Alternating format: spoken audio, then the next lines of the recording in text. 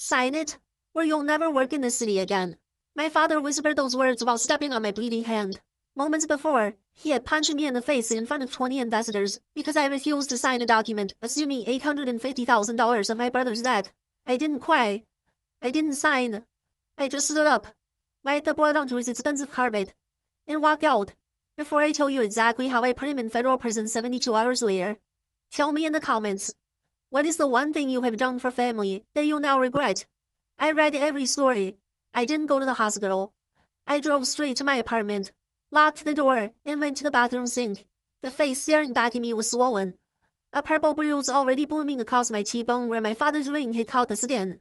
I cleaned the cut on my hand with rubbing alcohol, watching the blood swirl down the drain. It stung, but the pain was grounding. It reminded me that I was still here. I am Annabelle. I am 29 years old, and by day, I am an operations director for a logistics firm. My job is to look at broken systems, find the leaks, and fix them. I don't cry over spilled milk. I calculate the cost of the spill and fire the person who knocked over the glass. But for years, I couldn't see the broken system right in front of me. My parents, Anthony and Bella, didn't hate me. Hate would have been easier.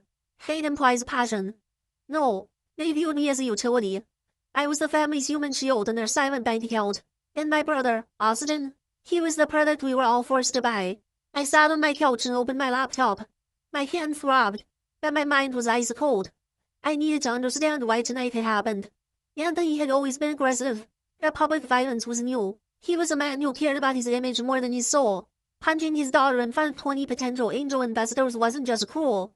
It was suicide for his business. Unless he was already dead. I started digging. I didn't need to hack anything. I just needed to remember. I remembered 3 years ago. When Austin turned 25, he wanted a luxury SUV. Something flashy to network in. Anthony didn't have the cash, so he forged my signature on the co-signer agreement. I found out when the bank called me about a missed payment. When I confronted them, my mother cried and said I was being selfish. That Austin needed to look successful to become successful. I paid the arrears to save my credit score. They called it love. I see now it was just the first installment for robbery, while Austin was playing CEO with money he didn't earn. I was working 3 jobs to put myself through college because my college fund had mysteriously evaporated during a market downturn. At least, that's what Anthony told me. I looked at the spreadsheet I was building. The math was terrifying. The investors walking out of the party tonight didn't just hurt Anthony's pride. It killed his lifeline. He wasn't trying to bully me into signing that debt document because he was greedy. He was doing it because he was insolvent. He had spent everything his money, my mother's retirement, and apparently, my future on trying to make Austin happen. He was a cornered animal.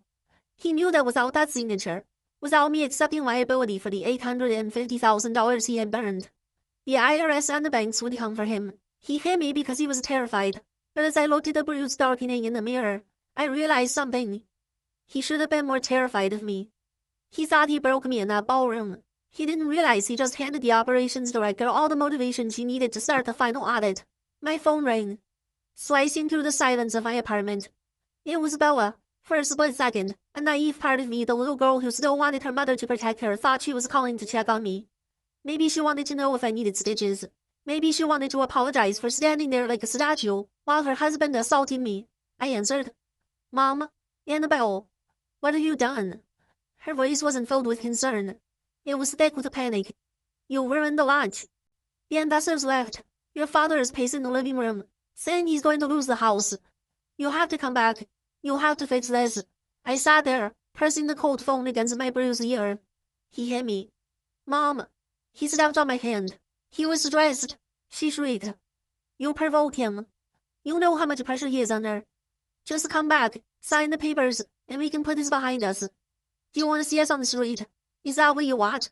I listened to her sobbing on the other end, and for the first time in 29 years, I saw her clearly. We like to tell ourselves that the quiet parent is the victim too. We tell ourselves they are just as scared, just as trapped. But that is a lie we tell to survive. My mother wasn't a victim. She was the getaway driver. She watched the robbery happen for decades, and because she got to live in the big house and wear the nice clothes paid for by my stolen future, she stayed silent. Her silence wasn't fair. It was a transaction. She was willing to trade my safety for her comfort. She wasn't calling to save me. She was calling to drag me back into the line of fire so she wouldn't have to take the bullet. "I'm not coming back," I said. My voice was steady, surprising even me. And tell Anthony, if he comes near my apartment, I'm calling the police. You ungrateful little. I hung up. Then I turned off my phone. I needed to see the damage.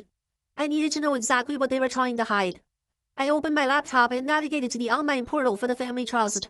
My grandmother had left it for me and Austin, to be accessed when we turned 25. I was 29. I had never touched it because Anthony insisted the market was volatile and he was managing it for maximum growth. I typed in my old password, access denied. Of course. They had locked me out. They thought they were clever. But narcissists have a fatal flaw. They are predictable. They believe their own hype so completely that they forget other people exist. I clicked forgot password. The security question popped up on the screen. It wasn't. What is your mother's maiden name? Or what was your first pet? It was a custom question Anthony must have said years ago, probably while drinking his expensive scotch. The question read, who is the future of this family? I didn't hesitate. I didn't type my own name. I typed, Austin. The screen loaded. Access granted. I almost laughed. It was dark, twisted, and hilarious. Their arrogance was their firewall. And it was paper thin. They were so obsessed with their golden child that they literally made him the key to the vault. But the laughter died the second the dashboard loaded. The balance wasn't just low. It wasn't just dipped into. It was a graveyard. I stared at the screen, the blue light reflecting in my eyes like a warning signal. The ledger didn't lie. Numbers don't have favorites. Over the last 5 years, my father hadn't just managed the trust. He had hollowed it out. I scrolled through the transaction history, and it was like reading a diary of my brother's failures. Paid for with my inheritance. March 12th. $45,000. Transfer to Prestige Auto. That was Austin's Range Rover. August 4th. $120,000. Consulting fee to A-Level Solutions LLC. I looked up the LLC registration. The registered agent was Austin Hargrove. The address was his bachelor pad. They hadn't just asked me to take on debt tonight. They were trying to get me to sign a retroactive loan agreement to cover up the fact that they had already stolen $850,000 of my money. They needed that paper trail because, judging by the flurry of recent withdrawals, they were being audited. I felt a cold rage settle in my chest. It wasn't the hot, tearful anger of a daughter betrayed. It was the clinical, icy fury of an auditor who just found the discrepancy that burns down the company. Then I saw it. The smoking gun. At the very bottom of the dashboard. There was a scheduled transaction. Pending. Date. This Friday. Amount. Remaining balance. Destination. Swift code. Routing to the Cayman Islands. They weren't just covering their tracks. They were cashing out. Anthony was planning to drain the last dregs of the account money that legally belonged to me and move it offshore before the investors from the party could sue him for fraud. I checked the time. It was 2 in the morning. If I went to the police now, they would tell me it's a civil matter. They would say, get a lawyer. And by the time a subpoena was issued, the money would be in the Caribbean and Anthony would be claiming it was a management fee. I needed to stop that transfer. And to do that, I needed to escalate this from a family dispute to a federal crime in less than 48 hours. I picked up my phone and dialed a number I hadn't used in 2 years. Annabelle. The voice on the other end was rough with sleep. It's 3 in the morning. I know, Marcus. I'm sorry.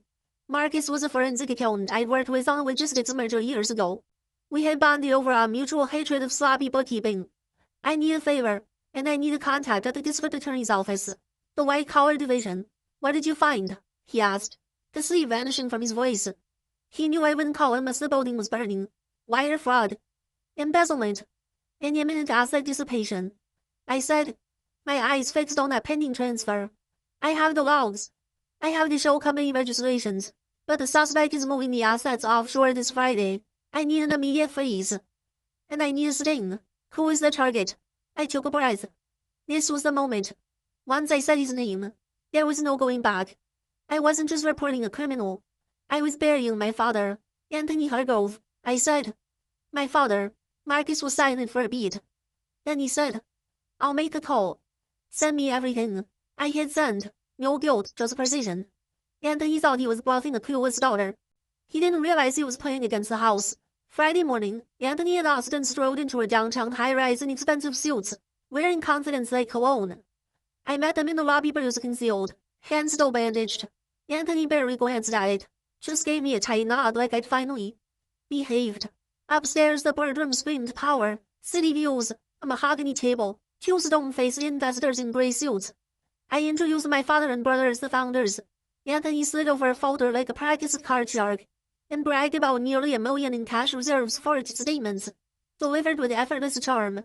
The lead investor didn't look impressed. He calmly pushed forward a single page. An asset attestation form. A federal requirement.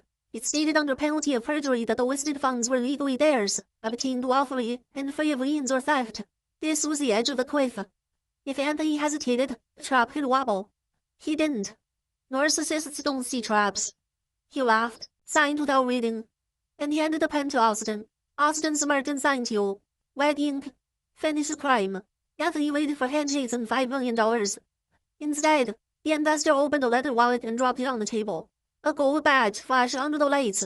Anthony and Austin Hargrove, he said, voice turning sharp. Special Agent Miller. FBI. White-collar crimes. Anthony went rigid. Austin made a strangled sound. Miller read the charges like a receipt. Bank fraud, wire fraud, aggravated identity theft, conspiracy to commit money laundering. The doors opened. 4 uniformed officers entered with calm, practiced speed. Austin jolted for an exit. It was already blocked. Anthony stammered that it was a misunderstanding that I set him up. Miller cut him off. I provided a forensic audit, trust fund he emptied. To show company records, and the chip about wiring stolen assets offshore. Then Miller tapped the attestation form. That signature proof they knowingly lied to secure funds the nail in the coffin. Anthony looked at me, stripped of arrogance, reduced to fear. Annabelle, he whispered. I'm your father. I stood, smoothed my blazer, and met his eyes. You didn't sign the deal, Dad. You signed a confession. That signature is worth 20 years. The cuffs quaked. The man who hit me 3 days earlier sighed as the fight left his body. Austin sobbed, blaming everyone but himself. Down in the lobby, the scene turned into noise, and whispers yet fell silent to me. Anthony was marched out. I bowed, still rumbled. Austin followed, still crying. Then my mother Bella waiting for good news. She didn't march to them. She screamed at the spectacle. Not here. Take them out back. What would the neighbors think? Even now.